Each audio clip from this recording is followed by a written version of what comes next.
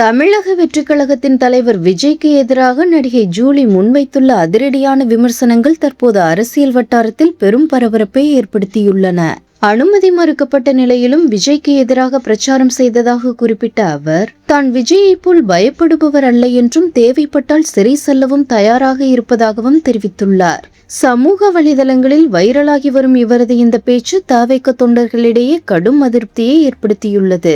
சட்ட ரீதியான தடைகளை தாண்டித்தான் தொடர்ந்து விஜய்க்கு எதிரான தனது நிலைப்பாட்டை பிரச்சாரமாக முன்னெடுக்கப் போவதாக ஜூலி உறுதியாக கூறியுள்ளார். இச்சம்பவம் தொடர்பான காணொலி எக்ஸ் தளத்தில் வெளியாகி இருதரப்பு ஆதரவாளர்களிடையே கடும் விவாதங்களை உருவாக்கி வைரலாகி வருகிறது.